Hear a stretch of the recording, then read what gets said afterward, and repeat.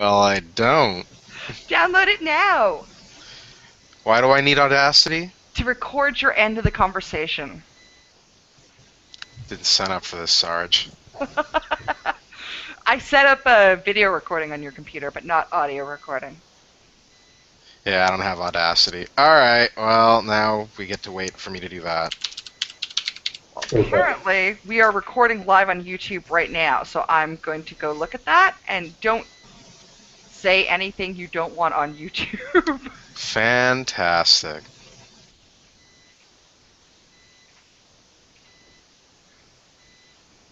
That's how we lose our jobs, right? Yeah, this is exactly how we lose our jobs. Oh yeah, okay, we are live on YouTube. Hi, YouTube. Sweet. Don't get me fired, YouTube. Oh, okay, it's like a 5-second delay. Yeah. Okay, let's go on Twitter and tell people to watch us. Oh God, don't do that.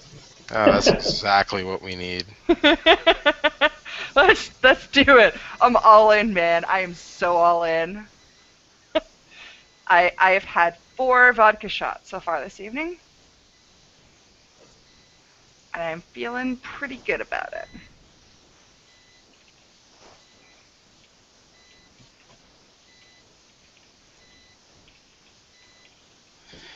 Alright, well now I've got Audacity open. What do I do? The big red button that says record. That's it? I don't have to decide, like, set up the file or anything? It just go? Okay. It records. Oh, it records somewhere, and I don't actually know where it records. Oh, great. Alright. Make sure it's got your microphone. So there's like the toolbar right under the. Oh yeah, I see it. Yeah, it's your microphone. It's got my mic. I'm sure there's a way to tell it where to like put temporary files and stuff. I have no doubt. And I will someday find that out. Right. Probably find it out after you. Oh yeah, there it is. I'm gonna just hit record now, and we're just gonna go. Wait, we're supposed to hit at the same time. Oh yeah, okay. 1, 2, 3, go. I already hit it. That's okay. I won't tell anyone if you don't. I guess I don't need to be on Mumble anymore either. No, that's true. But you do have a sweet pirate hat. Yeah. Pretty awesome. Almost on my face, yeah. All right, so you guys want to do a podcast? We're talking about Everquest Next and PAX memories.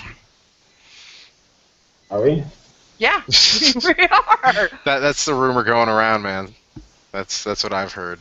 Go ahead, be surprised. I am too. Man, I gotta remember what I did at PAX. Well, we're gonna work on that. Okay. All right, let's go. All right, I'm going to record now the intro. Hello and welcome to Cat Context Podcast, episode 32 for Wednesday, August 14th, 2013. Today we have Elindriel with us as always, and also a special guest, Vajra. Hey, Vajra, how's it going? Hey, going great. Thanks for inviting me back. No problem. Just for those paying attention, Aerolade and the Aerolade family are doing very well after the new addition to their family. So she is taking some time off to, of course, look after that. And so that's why we have Vajra with us here. So today we'll be talking about our PAX memories and also Everquest Next. It came out this week and we're possibly excited about it. I don't know. We'll have to see. But it didn't come out this week. Okay, the announcement with this was this week. It had its coming out party, if that's what you mean. I mean, that's something. It was finger painting. Yes. It's a sandbox game, and they introduced it with sand art. Isn't that clever, folks? That's so clever. Am I right? Yeah, I didn't even get that. Yeah, no, that was very much a, oh, you made a funny moment, you know. What I did do is immediately turn off the stream and go do something else, though. You know, it was I wish I had. I was like, oh, this is really pretty, and then it went on for like 20 minutes. Right, and I'm like, yeah. okay. Yeah, what? So slow. So anyway, Ellie, how are you doing this weekend? Pretty good. Good. You look very official with like your pop screen and your glasses, and I feel like you've made us all look smarter. Oh, awesome. That's Not good. me. I have the right angle so you can see the pop screen, right? Yeah, exactly. It's very good. How about you, Vajra? How you doing? Oh, good. Tired. Ready for another weekend. Really? Yeah. Me too. Okay, so let's start with Everquest Next because it is the hot new news. It was announced finally last week in a big presentation at SOE Live in Las Vegas. Well, it was revealed. It was revealed. It was revealed, and there was a lot of stuff they had to talk about, including voxels. Is everyone excited about voxels? I still still don't know what they are. Yeah. Are voxels just Minecraft blocks? Yes, basically they are 3D pixels. Yeah, yeah. I don't know. I guess I would be excited about them if I actually saw some in-game footage of them being used rather than pre-rendered, pre-recorded video. I don't know. You can do a lot with pre-rendered, in-studio video that yeah, I didn't see it. I didn't see any of that in the actual game. Well, they had some good ideas, including Oh yeah, the yeah. destructible environment made of voxels. They've put in a subterranean layer, and they said they did like 10,000 years of history to figure out where artifacts would be if you dig down, and as well the AI, which is done by Storybricks, which is supposed to be a more dynamic. They will give orcs. Sort of a guideline. For example, orcs don't like people, but they do like robbing solo travelers, so they will go where that is most pleasant for their environment. So there are some cool things going on. I'm a little In skeptical theory, whether they'll be able to do it. Well, exactly, right? I don't know. I mean, this. Yeah. What was that Ellie, help me out here. What was the name of that vaporware console from a couple of years ago? Was it the Phantom? Was that the totally ironic name for it? Oh man, I don't know. Oh God, come on, give me gaming history. Someone will remember this. I don't know. This feels super vaporware at this point. They've made some really, really, really big promises on what they're gonna do. A lot of it, I don't even know that is possible with current technology, unless they've done some really, really, really clever development that they've managed to completely hush up for the last couple of years. I don't know.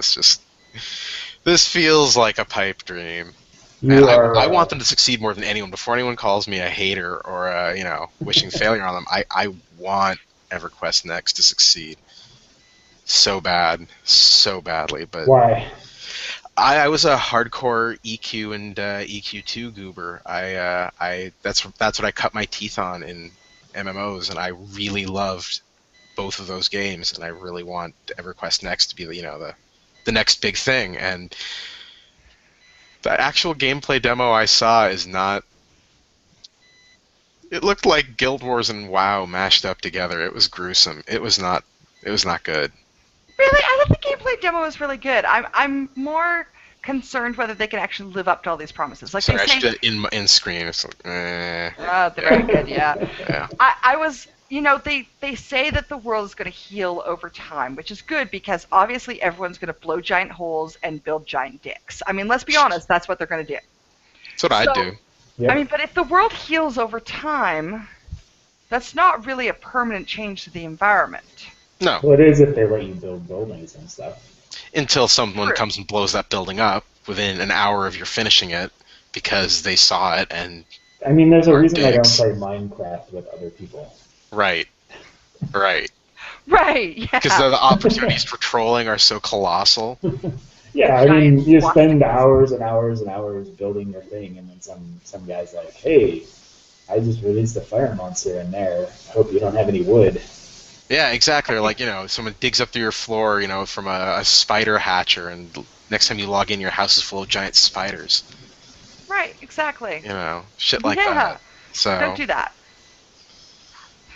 Yeah, no, exactly. And I think, the whole, they're doing EverQuest Landmark, I think they're calling it, which is the actual building material. So you can build a house in Landmark and then template it and take your template to EverQuest Next. So I still don't get quite how that's going to work. What's a landmark? Landmark is the actual building tools with the voxels. Oh, so you like go build it in a different program and then import it? I think that is the way they're setting it up. Yeah, I'm a little vague into how EverQuest Next and the Landmark kind of interact with each other. See, the way I understood it, and again, this is maybe I'm just misinterpreting this, but I thought it was like more like the Dimensions in Rift, where it's sort of you mark a place in the game world, and then can start building there in an instance sort of pocket dimension, and then you can export that from that sort of pocket dimension into the real world. Okay. Well, That I was mean, how that's I understood it, but maybe I could.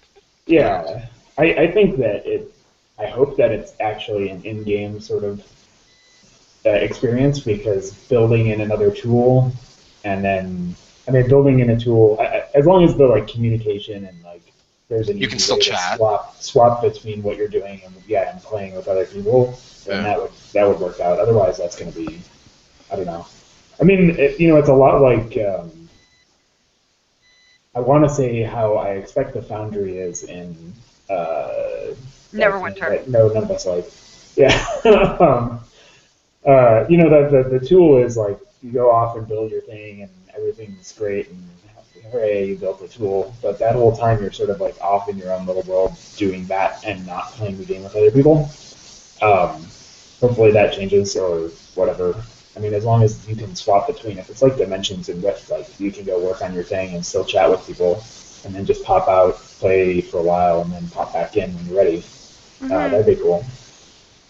Yeah, and I'm kind of hoping that's what happens, but I don't know. They didn't really make it very clear at this point, so who Well, knows? they may or may not know, honestly. Yeah, there's a lot still up in the air. I'd like to hear more about the housing, because housing in EverQuest 2 is amazing, so I'd like to know how much of that is going to EverQuest Next. And I'd like to hear more about crafting. The way they described crafting, at least, I mean, they were really only talking about it in terms of weaponsmithing in the reveal, if I remember correctly. Mm-hmm. But the theory is that every class will build sort of add-ons for armor and weapons of different types, Mm-hmm. and of basically different gear slots that will visually as well as functionally modify your items. So, like, you can add a different handguard onto a sword that'll give it different abilities, or modify different skills, rather. Mm-hmm. So everyone will be sort of interconnected. So, if I'm getting this right, a weaponsmith could like make the sword, and then another craftsman could make adornments for it. So like And this is the main enchanting and the one with gems artificing. in Warcraft, the one with gems. Oh, Oh, right, jewel yeah. crafting. Jewel Jewel crafting. crafting. Yeah. Kind of. Hopefully it's more involved than that because that system is kind of. Well, I mean, as long as they get the general look and feel of the EQ2 crafting system, I'm happy. I liked that a lot. Yeah, I don't I know. really like the EverQuest 2 crafting. It's got like a nice little mini game, and I hope they bring that spirit over.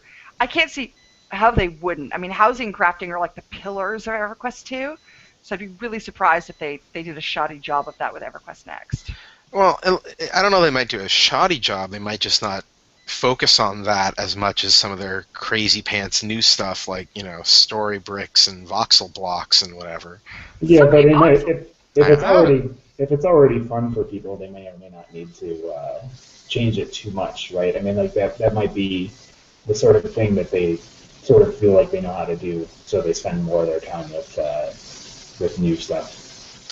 Well, as long as they don't dick around with the old system too much, that's cool.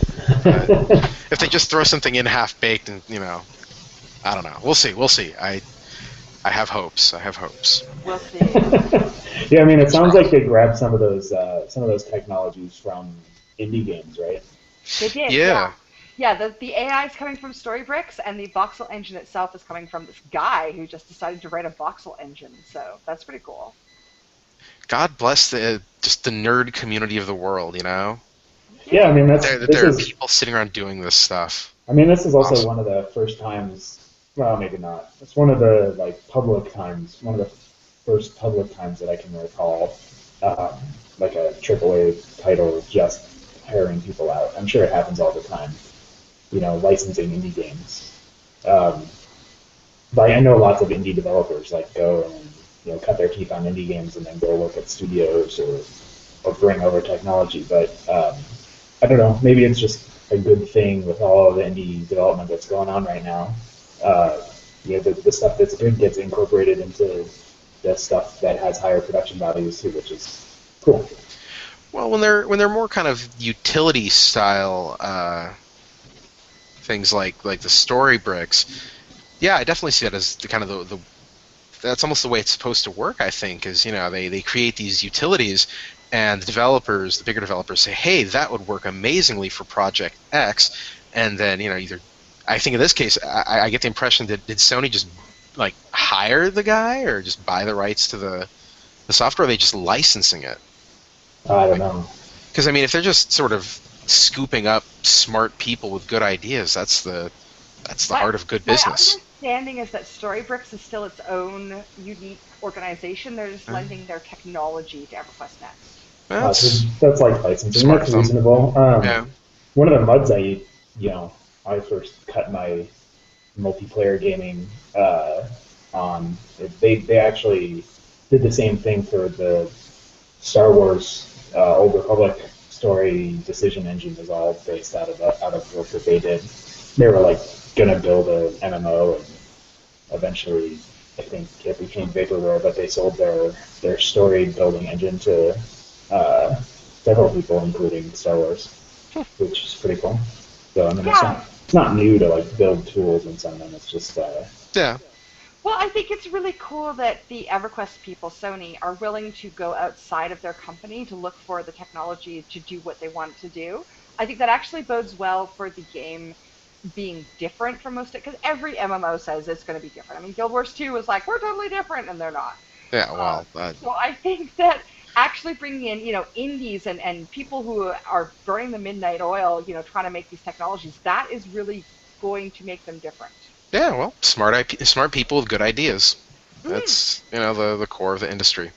Yeah, exactly. So, one of the things they said about EverQuest Next is that there will be no Holy Trinity, and the Storybricks guys have been saying now, wait till you see the AI, wait till you see the AI. This is going to work out, but I am pretty skeptical about no Holy Trinity. Which are the Holy Trinity? Because Georgeson kept going on about his holy grails of. No, Holy Trinity is tank DPS healer. Okay. I just wasn't sure what you were talking about, because Georgeson had like his 3 or 4 holy grails that were required to make a good MMO that he's determined to get in. And I wish I had my notes in front of me, because I wrote down what they were, and I was just a little curious about the things he decided to emphasize. I'm trying to remember what they were. Damn, I've completely lost it now. But, I mean, I love playing a healer, so they're going to have to be really convincing to tell me why I should care about not playing a healer. Well, I got the impression that it's more true. like that you're still going to be like able to play a healer. It's just you're not going to require. It's not going to. The parties. It's not going to require the Holy Trinity to. Right. You don't need a dedicated stuff. Healer, a dedicated tank, and 30 DPS in a 5-man party. And like, as soon as that goes away, thank God, my life is way better.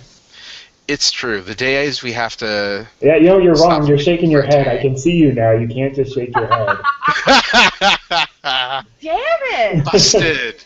Oh, this is brilliant. I don't like this system at all. But, no, I mean, I don't know. I mean, I guess part of it is different philosophies. I have played healers, I've played tanks a lot, and I have played lots and lots of hybrids. And I just don't want to require certain people to play certain roles in order for me to do the content, to participate in the content. Like, if I have 3 friends and we all want to play, like, hunters or whatever, if we all want to play like similar-ish characters because that's what's fun and interesting for us, then we should be able to. And it shouldn't require us to either go find somebody else to add to our group, or for one of us or 2 of us in this case to make the specific compromise to play some role that we're not interested in. And I think that especially when I started out in WoW, that was a huge issue. Is like I could never figure out if my group of friends was going to have enough whatevers to play the game together. And so then somebody always re-rolled, and it was probably me because I'm that guy anyway. Mm-hmm. But, I mean, it was,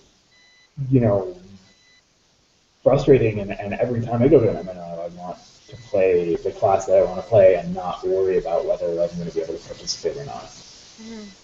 My Well, only concern is whether they can actually make boss fights or fights in general that are challenging. I mean, because there's no Trinity in Guild Wars 2. But the problem I hear, and I haven't played it myself, but is that everything is just like, it's like a Zergy chaos, graveyard Zerg, because there's no Trinity, so everybody just sort of throws whatever they got at them until they die. And I'm hoping if they can come up with a way to do strategic fights without that, then I'm on board. But I haven't seen that happen yet. well, yeah, that's kind of what I'm afraid is going to happen, though, is that we're going to end up with something that looks a lot like Guild Wars 2. Mm-hmm. And I don't know, at this point, it's obviously a little early to be making predictions, but at this point, that's kind of my predictions. What we're going to see is a Guild Wars like hodgepodge of different styles of run up to the boss and mash a key at it until you're dead. Mm-hmm. And that people will be wearing different armor and will have different animations and particle effects, but it will all essentially be run up to the boss and mash 2. Have you tanked in WoW in the last 3 or 4 years? God, no. Jeez, ugh. So at some point Jesus. tanking for several expansions, and I can't really speak to the latest one. I can't speak to Pandaria. But certainly through Lich King and through Cataclysm, tanking was essentially just a DPS rotation. And that bored the shit out of me. Like, there's a reason I stopped tanking and started DPSing, is because at least if I was going to do everything right, I was going to be on top of the DPS meters and everybody was going to know how good I was. Like before that... That is the attraction, yeah. Before that, I felt like I could make a difference, and to some extent I think the last time I really felt that way was in Ulduar, specifically Thorin. Thorin, he's the lightning guy, right? With there's the arena, and he's like throwing lightning bolts at you. Yeah, and that one, it made a big difference to my group's success, whether I could actually pick up the guys, and that there were certain mobs that had to be grabbed immediately and would start killing everybody, and the positioning was tight, and doing that well for my group helped us out tremendously. When somebody else was tanking and it wasn't me, that whole arena went to shit. And that's not necessarily me specifically, but speaking about a competent tank versus just somebody who runs in and mashes buttons. And so, I mean, I guess that there's room to build tanking classes or whatever. And I know that healing is a different beast altogether, but certainly there's room to differentiate some of that stuff. I don't know. I guess I just want I want to be able to play the class I want and not have to worry about whether somebody else can do that job or not. Because if there's a fight where there's a bunch of stuff going on, and there's a part of it where somebody needs to pull a guy to a specific location and stick him there or run him around in circles, I can do that, and I can do that no matter what class I'm playing if I'm given the tools. Well, and somebody else can do the same thing. In theory, that's going to be... I mean, I don't know. Their class system, it sounds just sort of insane. So I imagine it'll really come down to everyone having all of the tools possible. Just you might have slightly different stylistic flourishes on how they look, but everyone should, in theory, have every ability. 'Cause, I mean, did you hear about Did you listen to how they're going to set up the classes? How there's only 4 or 6 base classes, but each of those base classes is 30-something offshoot classes that grow off them, and you can just sort of mix and match things from all of the ones you've unlocked to make your dream class, kind of like Rift on steroids. So, I mean, really, there's only so many things you can do in a game. In an MMO, you can really only have so many ways of shoot the mans, stab the mans, heal your friends, or get hit in the face. There's really only so many ways you can do that. So when you figure every class has got 24 different, 32, whatever ridiculous number of extra classes they've got to work from, everyone's going to have every ability. You'll just, one guy will be doing it by shooting lightning out of his ass. The other guy will be shooting, black fire out of his hands or something. It'll be the same thing. They'll just look different. So really, I expect everyone will have every tool. It'll just come down to people's sort of, I don't know, stylistic taste. Yeah, and I'm sure that some people will. I mean, optimization fatigue is an issue in our gaming hobby, right? Like, we all fight over, 200 DPS out of 10,000. I mean, maybe less so now than we did a couple years ago when we were all heavily invested in rating. But no, you look thoughtful, Max. I was going to say something, but I changed my mind there. I about how kind of I think that that was also partially because WoW let us too far behind the curtain. They let us see too much of the underlying numbers. And as a result, I mean, that's the thing about nerds, is if you give us a tunable situation, we will tune that son of a bitch within an inch of its life. Nerds are fiddlers. They need to fiddle with things to optimize them. So because WoW gave us such a piercing look behind the veil into how everything worked, I think people took it that much further, and I think newer games that have come out since have probably realized that and kind of reeled that in a little bit to not let us. I mean, have they? Rift has a combat so. log. Rift doesn't. Rift has a combat log that people have quickly built tools to analyze completely. Yeah, but does Guild Wars do that? Are we going to see? No. Yeah, I wonder if that's kind of going to be more of the way of the future, is just less information. Yeah, given go to the players. go back to where we used to be when we didn't know, how much damage jumping on the guy's head did. I was happier then.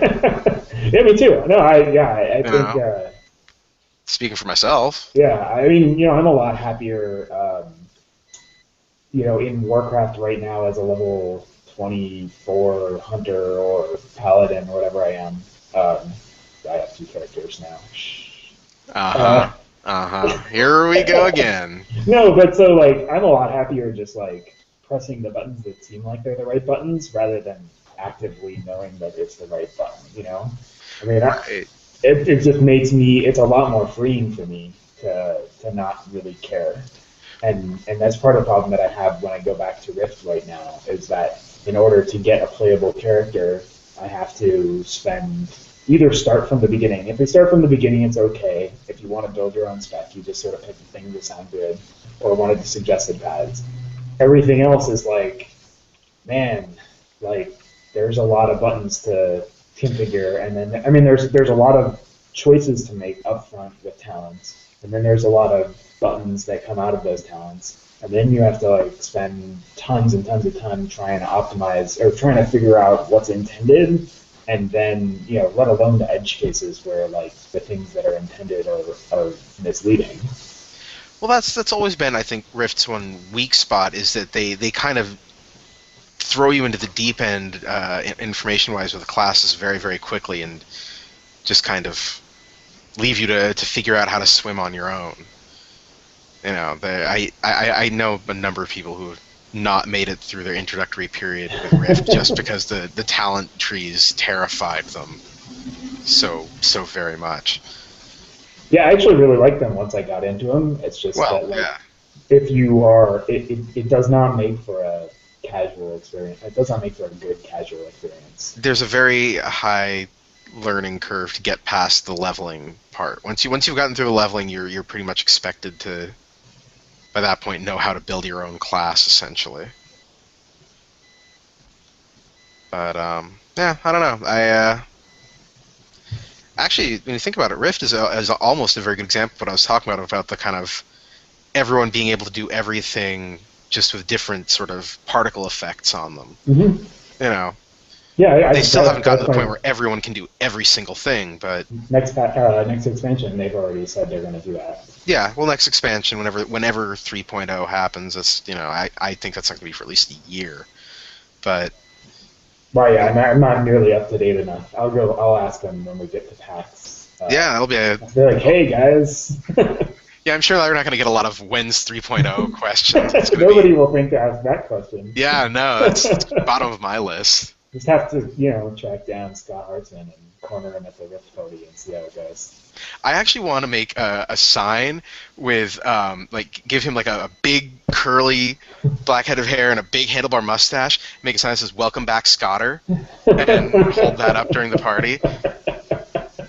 I'm really tempted. I want to see it. I want to see if I can get a reaction. But Scott Hartzman, if you hear this, here to hear first. Be prepared. It will be nice to Front see row. him at PAX again. Yeah, no, it'll be good. I was worried we wouldn't get some compromising photos of him posing with a booth babe. I wished him happy birthday last year. You did. I remember that. Yeah. Speaking of PAX. See how I led you right into that transition? Yeah. That's Nice. schmoove, man. Schmoove. So PAX is coming up in 2 weeks, and all three of us are going. And more importantly, all three of us have been to multiple previous PAXes. So I thought we could talk about some of our old experiences. How many PAXes have you been to? This will be my fifth. This would be the fourth, I think. Yeah, it's been a lot. What was your first year? Do you remember?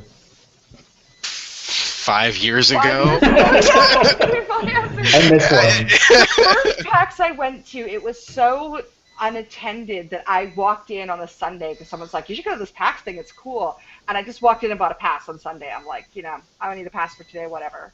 And now, of course, the passes sell out in like 12 minutes. So. Yeah, I think it was 8. Yeah, it's crazy. I also have been to, I think 6 maybe? I don't know, I think 2008 was my first year, but I also went to PAX East.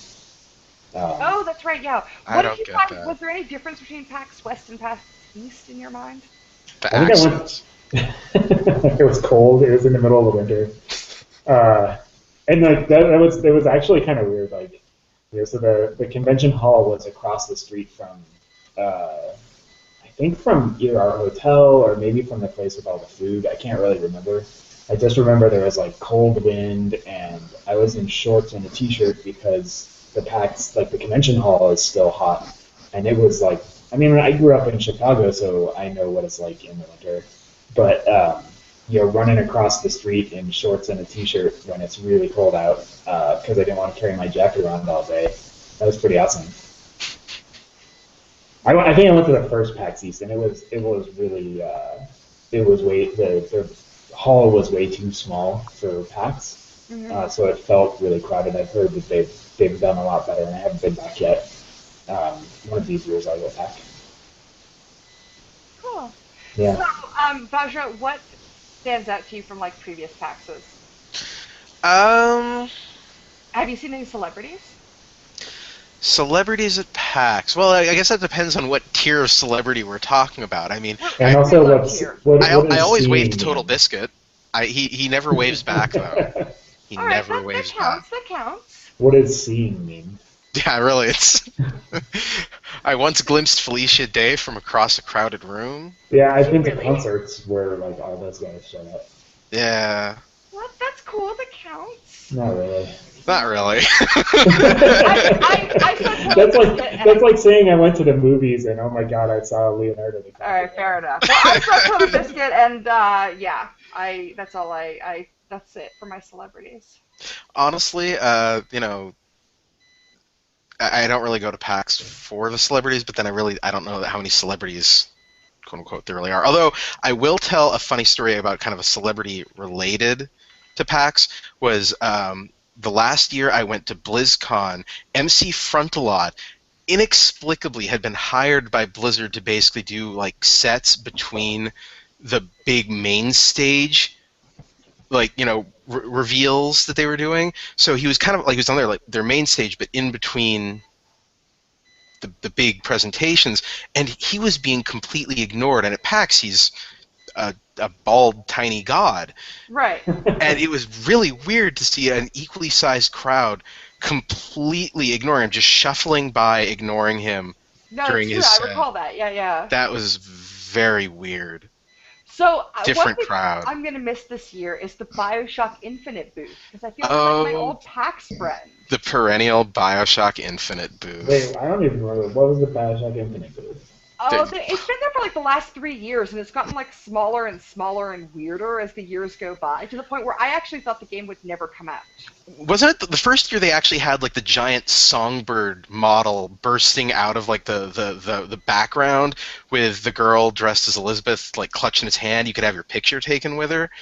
And then next year, the second How year, did I miss that? yeah, it was pretty impressive. It was great. Then the next year they just had Elizabeth, and the year after that they didn't have Elizabeth or a songbird. They just had a poster. In fact, I think it was a hand drawn poster. I think it was actually done in pencil. Oh my goodness. No, it was good. Everyone, I got reminded of this story this weekend. Actually, it was good. I think the last year of the Bioshock Infinite booth, they had stopped even putting trailers or anything there. They just had some framed pieces of storyboard art, which is about like that was all they showed you. You waited in line for an hour to look at a half dozen pieces of storyboard art and a photo of a guy who had play tested the beta. Maybe that's why. Maybe that's why I didn't know much about it. I haven't waited in a line. Well. I haven't waited in a long line like that at PAX for a while. But I waited for Borderlands 2 2 years ago when they were like giving out shirts and doing like an early in-depth trailer demo thing. Right. That was cool. I actually really regretted not going to their panel a couple of years ago. That it was that same year, and they did a panel on Sunday, just kind of like a ask Gearbox anything type thing. And a coworker of mine, his younger brother went, and obviously almost no one went because it was Sunday afternoon, the last day of PAX. No one cared. The apparently the hall was like half full at best, and at the door there were just people handing out like postcards, so hey, you're going to be able to redeem this for some swag.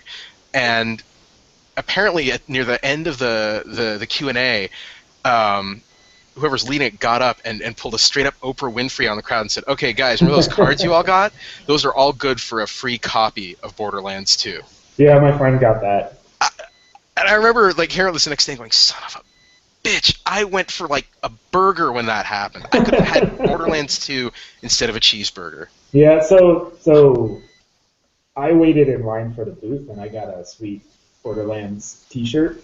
And my friend missed out on the T-shirt, but then went to the thing and got a copy of the game, and he was all bragging about the copy of the game, and I was like, yeah, but I can get a copy of the game. You can't get a T-shirt. So I think I made take your shirt. I made the right choice there. Yeah, I don't know. Most of my best PAX stories are not related at all to anything that actually happened during the convention. I really enjoy my time going. I like going to panels. I like seeing games and stuff. Although, honestly, a lot of the booths are a lot less interesting to me, I find, these days. Well, it's all hype. You never really find anything out about the game. Yeah, I mean, I remember one of the first years I went, I spent a bunch of time playing one of the WWE games. I mean, I did, because they just had rows of games that you could walk up and play them for a while. And, walking up and playing the games, that was fun, right? That was my favorite part about going there. Was a giant, free play arcade of games that hadn't been released yet. So I felt like I got to interact with the games more rather than just watch the trailer again. And a lot of games, especially the big ones, either the line's an hour or more long, and I'm just not really willing to stand in that. Or they're showing off demos, or the game's going to come out in 2 months, and why do I want to wait for 2 hours to get to play the game for 15 minutes? It's going to come out in 2 months. That I'm going to buy anyway, because most of the games that I'm going to that I'd be willing to stand in line for, I already am probably going to buy unless I play them. It's terrible. Exactly, and I don't know. I mean, honestly, for me, a big part of it was that the big booths, you are a lot less likely to have any of the actual development team there, and I really like being able to talk to the people who, were the ones who actually made the game, not their hired, booth biscuits or their PR flacks, but the actual development team, and you always get to talk to them in the independent, the indie alley and whatnot. That's true. That's waited in line for an hour and a half to play Star Wars on Star Wars: The Old Republic and get a shirt. I remember that. I played like three very good games in the time it took you to get through that line, and you came out of it making that exact face for like the next hour. That was the only face you Gotta made. be the next big thing. I gotta try it now. And then I'm like, oh. Do you remember when like Privateer Press was like throwing out shirts from their pirate ship? Like, where's all that cool swag? All that swag is sort of like gone away now. Now you have to like sit in line for everything. Like, I haven't had a shirt shot at me with a t-shirt cannon in years. It's true. I just feel like it was a lot more sort of.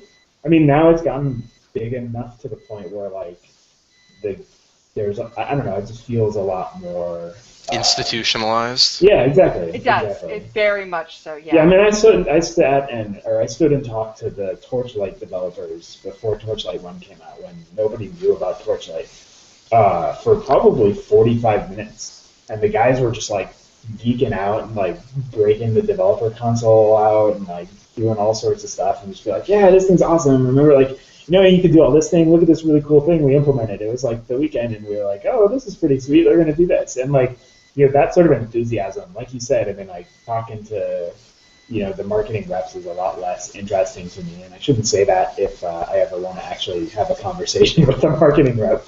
But the interesting thing. Marketing reps, you could do better. Well, yeah, I mean that's there. Really right. Yeah, I just want to like the interaction with developers and stuff. That's pretty cool. Last year I talked to the guys who were making Forge during the end of their Kickstarter, their unsuccessful Kickstarter that I backed. Although they gave me, I mean, I still have a copy of the game. I don't think I've actually started it, but I have a copy. Forge.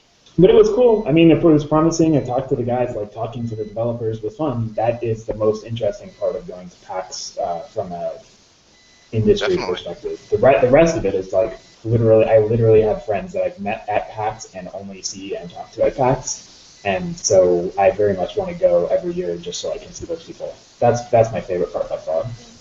I'm really looking forward to hitting the indies this year. There's a lot of really cool indie games, and I know from last year, they're always it's the same sort of thing. They're always really eager to talk to people and talk about their game and show it off, and it's very grassroots, so I'm looking forward to that. Yeah. That is a good hipster answer. Thank you. Very nice. Well, I'll be interested to see how the intersection this is with the Steam Greenlight program. They've gotten a lot. That's from this really great new access point for independent games. I'm wondering how many of those developers make a physical showing at events like PAX as well. There's just been this huge kind of explosion of indie games being made available on digital fronts. I'm just kind of hoping they don't stop doing the physical meet and greet type stuff as well. Yeah, a bunch of those were there last year at PAX. Were there? That's thank goodness. There was trying to remember exactly where it was, but it was off sort of towards one of the wings, like off a little bit. In an access hallway. It wasn't like the upstairs. I felt like there was that upstairs area, in like the other building almost. I don't know. There was a. On like the top floor, there was like a room that was like all indies and stuff, but I felt like that was sort of like the wasn't that go here and be forgot about. The Minecraft guys are up there, I think. Yeah, that's where the Mojang booth was. Yeah, that I like that place. It was like the secret room. You had to like find the hidden switch behind the filing cabinet and fight a leopard to get to the escalator that led up. Good stuff, man. Yeah, so that was cool, but the part where I actually had the most interaction with people was on the main floor. It was just sort of like in the back, and there's a whole ring of booths. Actually, Smite was nearby. Smite, that was good. So like, but back behind that, I played. They were showing Octodad, which is like I don't know if you guys have played it. I actually haven't, but a lot of people. That was one of the ones that was early Greenlight. And it's just a bunch of like little indie games that were pretty fun to play. All just those big ring. I assume they'll be here again. Hopefully. I'm not here. I'm not in PAX right now. Right. Well, we will be live from PAX in 2 weeks, doing a live broadcast to show, talk about what we see on the show floor. So until then, Ellie, what else have you been playing this week? Dungeon something.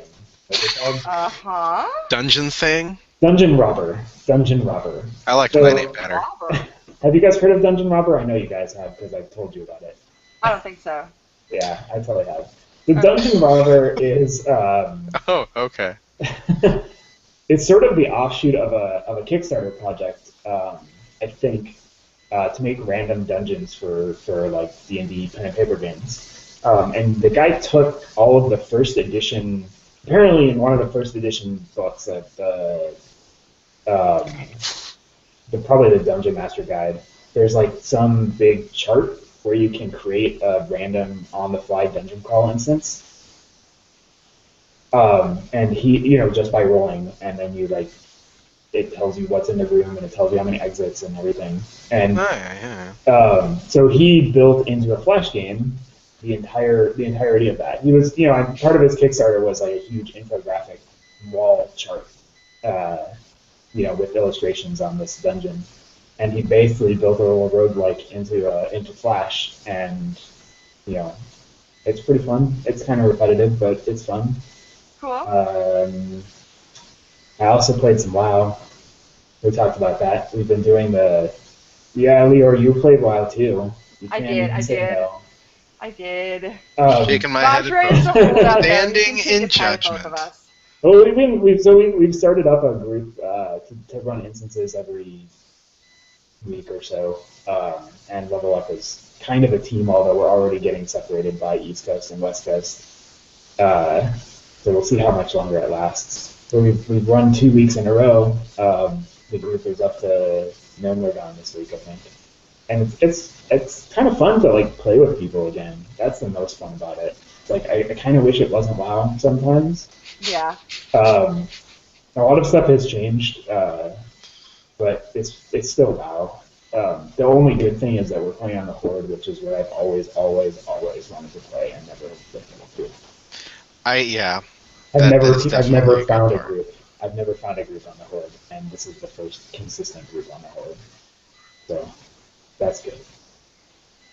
Cool. Vajra, what have you been playing lately? Fair bit of Rift, and I'm still actually, despite having beaten the game, I'm going back and clearing up all the side content and Sleeping Dogs. Oh, did you like that one? Yes, I do. If you haven't played it, play it. It's sitting downloaded, but I feel like I have to get through Saints Row the Third first.